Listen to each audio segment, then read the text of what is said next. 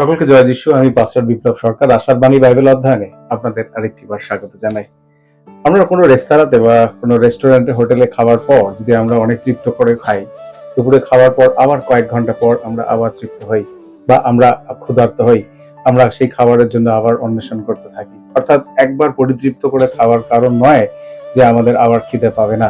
আজকের যে বাইবেলের অংশ রয়েছে এরকমই একটি ঘটনা, যেটা যোহন লিখিত সুসমাচার তার 6 অধ্যায় 22 থেকে 40 পদ, এবং যে টাইটেল রয়েছে সেটা হলো আমি জীবন খাদ্য প্রভু যীশু খ্রিস্ট। 6 অধ্যায়ে আমরা একটা অলৌকিক কাজ দেখতে পাই যে 5,000 লোককে, পুরুষদেরকে এবং আরো অনেক লোক যাদেরকে তিনি পরিতৃপ্তভাবে রুটি এবং মাছ খাইয়েছিলেন। তার পরের ঘটনায় যিশু দেখতে পাচ্ছে যে লোকেরা তাকে আবার অনুসরণ করছে সেই নশ্বর ভোগের নিমিত্ত।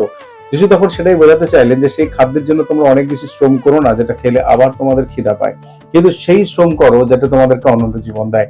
যিশু তাদেরকে বোঝাতে চেয়েছিলেন যে তোমরা যে খোঁজ আমার কাছ থেকে করছো প্রতিদিন খাবার পাওয়া বা তোমাদের প্রতিদিনের খাবার যোগান যেন আমি দিই, আমি সেই জন্য আসিনি।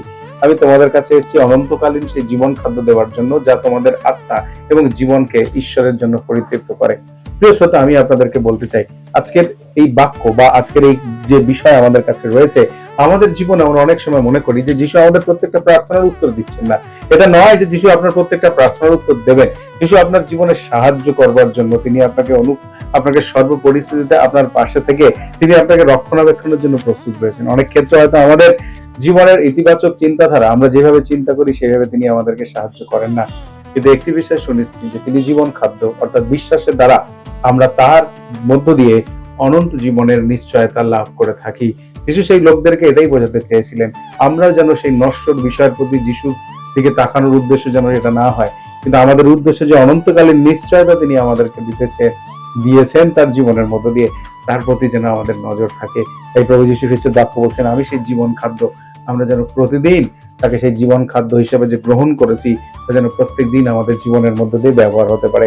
আমি আরেকটি বার আপনাদের কাছে বলতে চাই, যখন আমরা প্রার্থনা করি সম্প্রতি আমাদের জীবনের দিকে একবার তাকাই এবং দৈনন্দিন প্রয়োজনীয় বিষয়গুলোর প্রতি মনোনিবেশ করি যে আমরা কি অনেক বেশি চাহিদা সম্পূর্ণ হচ্ছি যেখানে যীশু খ্রিস্টের কাছে, নাকি তিনি আমাদেরকে যা দিয়েছেন আমরা তা নিয়েও সন্তুষ্ট রয়েছি এবং প্রত্যেকদিন কৃতজ্ঞ তিনি আমাকে সাহায্য করেছেন। এইভাবেই প্রার্থনা করি।